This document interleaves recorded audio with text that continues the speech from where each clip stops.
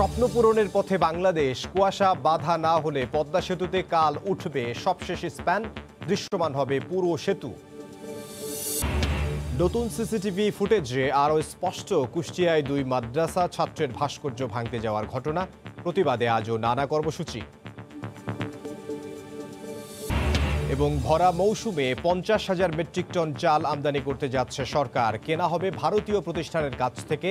বাজারে নেতিবাচক প্রভাবের শঙ্কা সংশ্লিষ্টদের।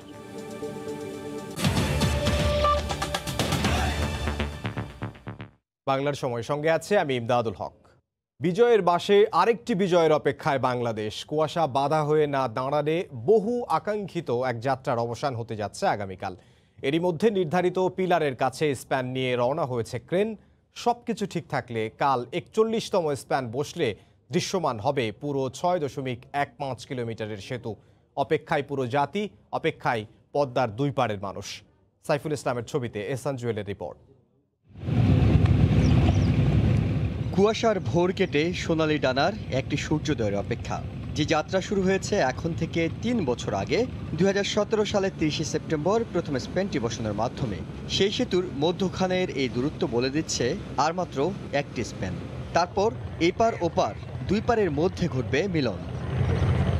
করোনার কারণে আনুষ্ঠানিকতা নেই, তবু এর মধ্যে মাওয়ার কুমারভোগ ইয়ার্ডে সাজিয়ে তোলা হয়েছে স্বপ্নের সেতুর সবশেষ স্প্যানটি। চায়না মেজর ব্রিজ কোম্পানি করছে সেতুর কাজ। স্পেনের 2 পাশে তাই বাংলাদেশ ও চীনের জাতীয় পতাকা সেটে দেওয়া হয়েছে। 2 দেশের সুসম্পর্কের কথা উল্লেখ করা হয়েছে বড় একটি অংশ জুড়ে। স্পেনের গায়ে লিখে রাখা হয়েছে যে শ্রমিকদের শ্রমে ঘামে কাজের এত অগ্রগতি তাদের কীর্তিগাথা। আর মাত্র একটা স্কিম আছে, এটা হয়ে গেলে সাথে কোনো সমস্যা নাই। আমাদের শেষ একটি স্পেন বাকি রয়েছে, ইনশাল্লাহ আমাদের স্পেনটা উঠে গেলে আমাকে খুশির। অপেক্ষায় আছে বাঙালির এই বড় অর্জনের সহায়ক বিশেষায়িত ভাসমান ক্রেন তিয়ান-ইও। প্রায় 3,500 মেট্রিক টন ওজনের স্প্যানটি নিয়ে মাঝ নদীতে ছুটবে ক্রেন। একটা স্প্যান বসা মানে আমরা একটু খুশি হই, অবশ্যই খুশি হই। তবে আমাদের খুশি হব যেন একটা মাইলস্টোন আমরা অর্জন করবো যখন 41টা বসে যাবে। মাওয়া প্রান্তে এখন 11টি স্প্যান পার ছুঁয়ে দৃশ্যমান, জাজিরা প্রান্তে 29টি, মধ্যখানে একটি শূন্যস্থান। সেইখানে 41তম স্প্যান বসে যাওয়ার পর মাওয়া থেকে জাজিরা বিনিসুতোয় বেঁধে ফেলা হবে 2 পারকে। এমন একটা সময় ছিল যখন বিস্ময় নিয়ে দেখতে হয়েছে সেতুতে প্রথম পিলার কিংবা প্রথম স্প্যান বসানোর দৃশ্য। সবগুলো পিলার নির্মাণ শেষে সেই সেতুতে এখন বসে যাচ্ছে শেষ স্প্যানটিও। দেশের সর্ববৃহৎ এই সেতু নির্মাণের মাধ্যমে শুধু কোটি মানুষের অপেক্ষার অবসান হবে না, একই সঙ্গে রাজধানীর সাথে সংযোগ গড়বে দেশের দক্ষিণ ও দক্ষিণ পশ্চিমাঞ্চলের। এহসান জুয়েল, সময় সংবাদ, মাওয়া, মুন্সিগঞ্জ। প্রধানমন্ত্রী শেখ হাসিনা বলেছেন, বাংলাদেশকে অবিচার থেকে সুবিচারের ধারায় ফেরাতে কাজ করছে সরকার। নারীদের আর্থিক সচ্ছলতা নিশ্চিতে সরকার সব ব্যবস্থা নিয়েছে বলেও জানান তিনি। সকালে বেগম রোকেয়া দিবসের ভার্চুয়াল অনুষ্ঠানে সরকার প্রধান আরও বলেন, সমাজকে এগিয়ে নিতে নারীদের পিছিয়ে থাকলে চলবে না। উপমহাদেশের অবহেলিত নারী সমাজকে জাগ্রত এবং তাদের ক্ষমতায়নে যিনি 140 বছর আগে জন্মেছিলেন বাংলায়, তিনি বেগম রোকেয়া। বৈষম্যহীন সমাজ বিনির্মাণে তার সাহসী ভূমিকা এখনো অন্তহীন প্রেরণার উৎস। মহিয়সী এই নারীর জন্মদিবসকে বেগম রোকেয়া দিবস হিসেবে উদযাপন করে রাষ্ট্র। 1995 সাল থেকে দেয়া হয় রোকেয়া পদক। করোনার প্রেক্ষাপটে বুধবার সকালে গণভবন থেকে শিশু একাডেমিতে ভার্চুয়ালি এই আনুষ্ঠানিকতায় যোগ দেন প্রধানমন্ত্রী। সমাজে নারীর উন্নয়নে বিশেষ অবদানের জন্য এবছর 5 বিশিষ্ট নারীর হাতে তুলে দেয়া হয় রোকেয়া পদক 2020। শিক্ষায় প্রফেসর ডক্টর শিরিন আক্তার, ক্ষমতায়নে কর্নেল ডাক্তার নাজমা বেগম, আর্থসামাজিক উন্নয়নে মঞ্জুলি চাকমা, সাহিত্য সংস্কৃতিতে বেগম মুস্তারি শফি ও নারী অধিকারে ফরিদা আক্তারকে দেয়া হলো এই পদক।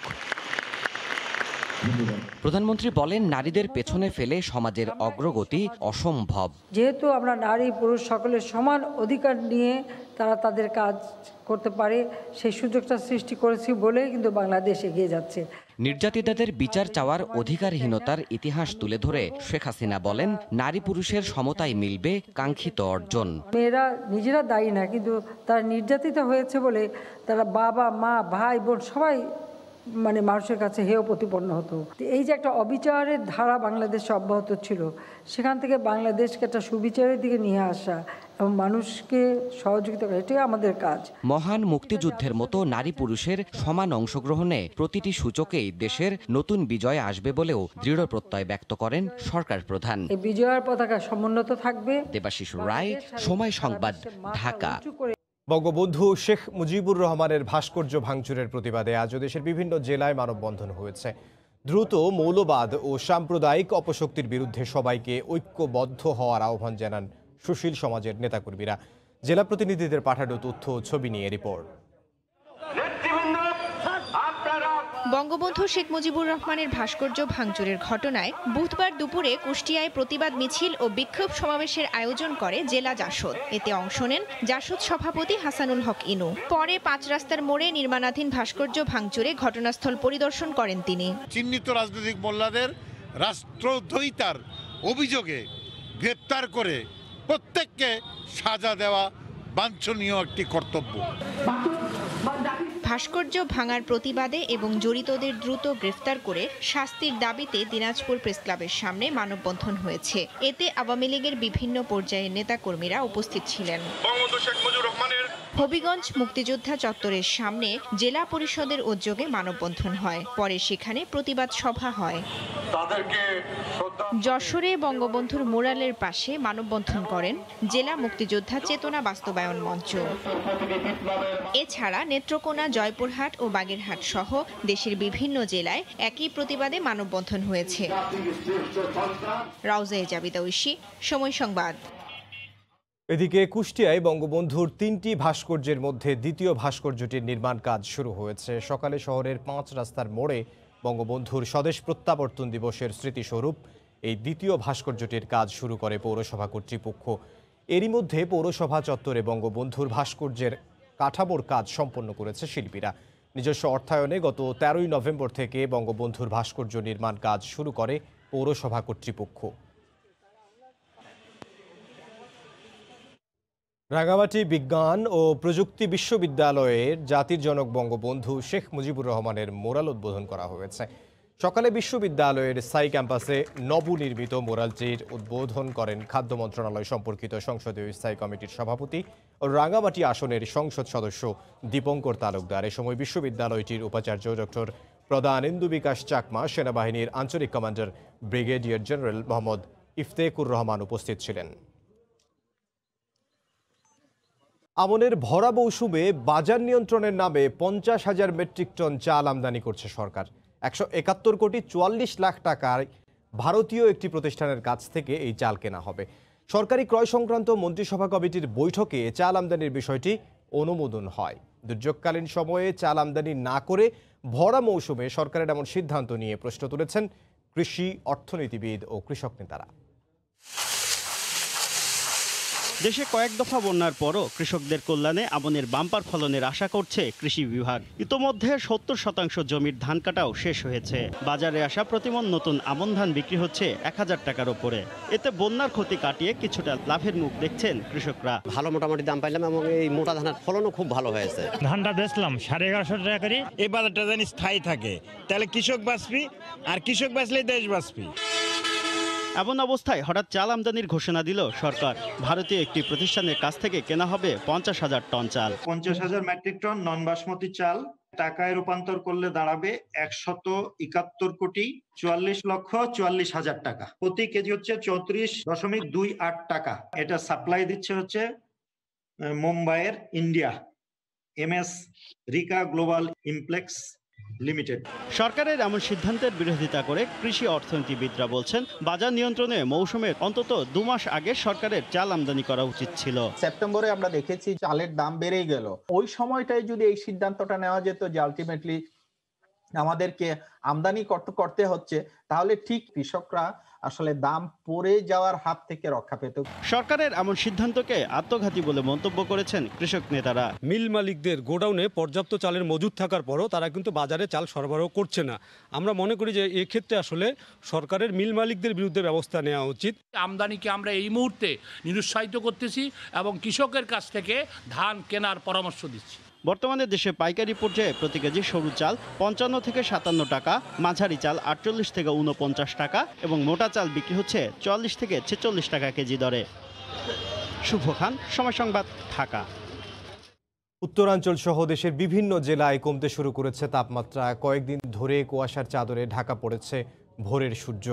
বাড়ছে ছিন্নমূল ও শ্রমজীবী মানুষের দুর্ভোগ। শীতের প্রকোপ থেকে হতদরিদ্রদের রক্ষায় সরকারের পর্যাপ্ত প্রস্তুতি রয়েছে বলে জানিয়েছেন সংশ্লিষ্ট কর্মকর্তারা। জেলা প্রতিনিধিদের পাঠানো তথ্য ও ছবি নিয়ে রিপোর্ট।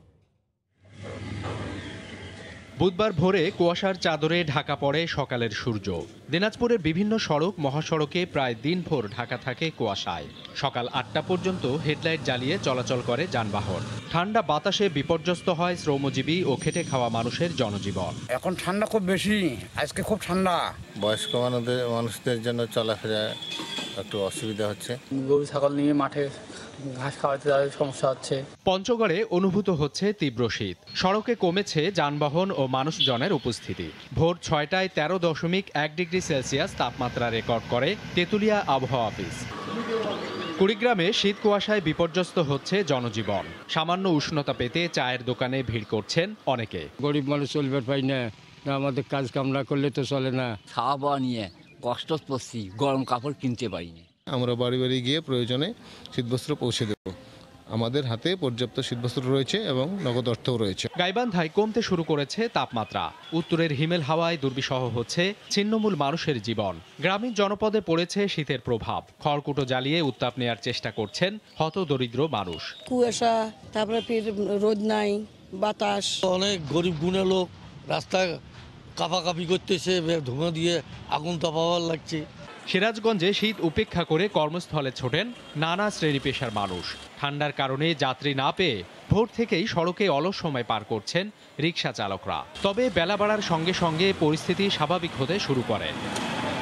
সাবিত সারওয়ার, সময় সংবাদ।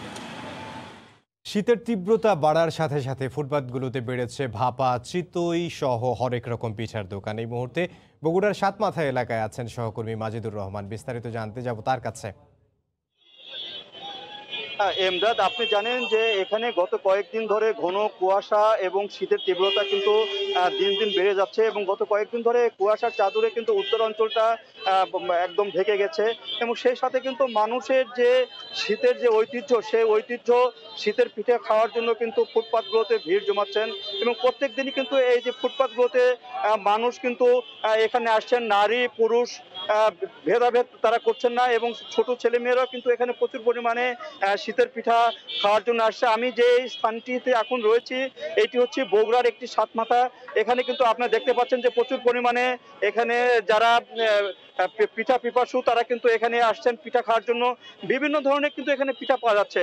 এখানে ভাবা পিঠা, পুলি পিঠা, কুশলি পিঠা, চিতই পিঠা থেকে আরম্ভ করে এখানে 10-12 রকমের পিঠা কিন্তু এখানে তৈরি হচ্ছে এবং তারা কিন্তু এই পিঠার স্বাদ নিচ্ছে। যে পিঠাগুলো বাড়িতে তৈরি করা সম্ভব হয় না বিভিন্ন কারণে, একটা পিঠা তৈরি করতে বিভিন্ন অনেক খরচ হয়ে যায়, সে পিঠাগুলো কিন্তু এখানে তারা পাচ্ছে খুব কম দামে পিঠাগুলো পাচ্ছে। এখানে যদি আমি বলতে চাই এখানে যে ভাবা পিঠাগুলো, সে ভাবা পিঠাগুলো বিক্রি হচ্ছে কিন্তু 10 টাকায়, কুশলি পিঠা বিক্রি হচ্ছে 10 থেকে 15 টাকায় এবং এখানে ডিমের পিঠা রয়েছে, তারপরে আপনার চিতই পিঠা 10 টাকায় বিক্রি হচ্ছে। প্রত্যেকটা পিঠাই কিন্তু এখানে অল্প দামে এবং টাটকা যে আটাগুলো, ধানের যে আটাগুলো, সেই আটাগুলো থেকে পিঠাগুলো তৈরি করা হচ্ছে এবং এখানে কিন্তু তারা পিঠা খাচ্ছে। এখানে বলতে হয় অনেক পরিবারে কিন্তু এখানে যারা আছেন তাদের পরিবারের সঙ্গে, গ্রামের পরিবারের সঙ্গে এক হতে পারেন না, বিভিন্ন কারণে তারা চাকরি বাকরির সুবাদে এখানে তাদের থাকতে হয়। তারা কিন্তু পিঠার স্বাদ নেওয়ার জন্য এই ফুটপাতগুলোতে ভিড় জমান। আর এই বগুড়াতে অনেক স্থানে কিন্তু এই পিঠার দোকানগুলো বসে। সাতমাথা, এখানে খান্দার, আরো যে স্থানগুলো আছে শহরের আশেপাশে, সব আশেপাশেগুলোতে এখানে পিঠার দোকান বসে এবং তারা পিঠা খায় কিন্তু এখানে খুব তৃপ্ত বোধ করেন এবং তারা অনেক ভালোভাবে তারা পিঠার স্বাদ তারা নিয়ে থাকেন। তো এই ছিল আমার কাছে সর্বশেষ বগুড়া পিঠা ফুটপাত থেকে। এমদাদ। সহকর্মী মাজিদুর রহমান যোগ দিয়েছিলেন বগুড়া থেকে। তিনি জানাচ্ছিলেন ফুটপাতে যে শীতের পিঠা বিক্রি হচ্ছে তারই সবশেষ খবর।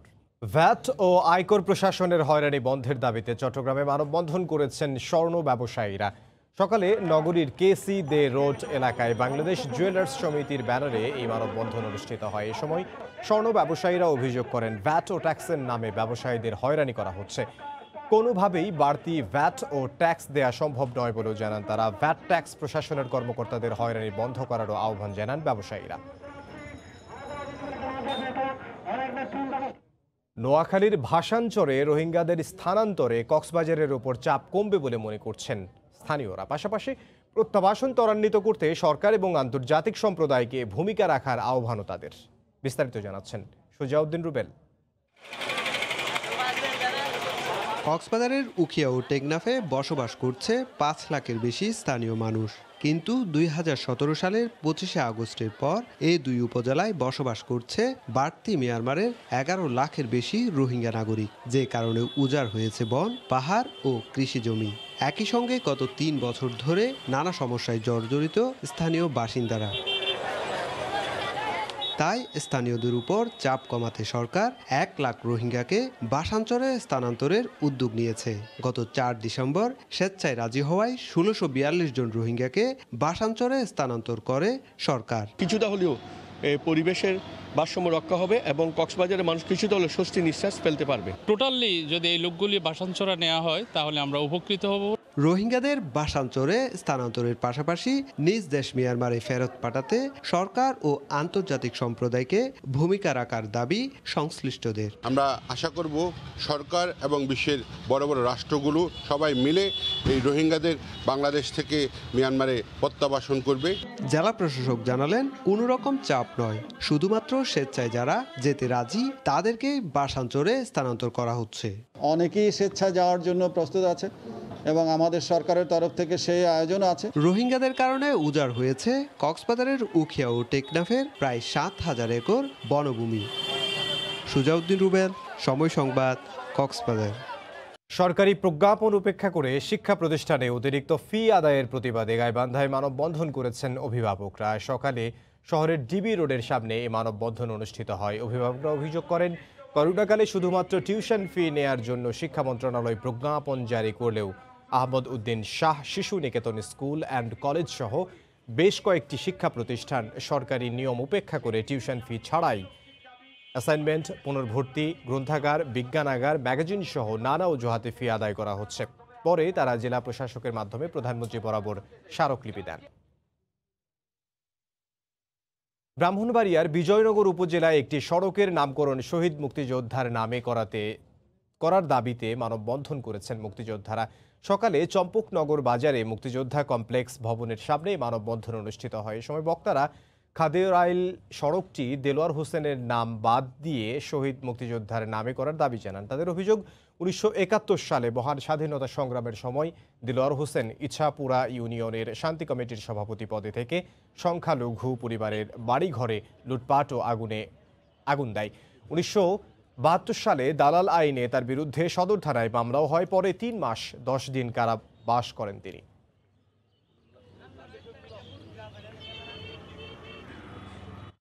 বাংলার সময়ের শীর্ষ সংবাদ জানিয়ে দিচ্ছে আরও একবার। স্বপ্ন পূরণের পথে বাংলাদেশ। কুয়াশা বাধা না হলে পদ্মা সেতুতে কাল উঠবে সবশেষ স্প্যান, দৃশ্যমান হবে পুরো সেতু। এবং নতুন সিসিটিভি ফুটেজে আরও স্পষ্ট কুষ্টিয়ায় 2 মাদ্রাসা ছাত্রের ভাস্কর্য ভাঙতে যাওয়ার ঘটনা। প্রতিবাদে আজও নানা কর্মসূচি। এই ছিল বাংলার সময়। সঙ্গে থাকুন সময়।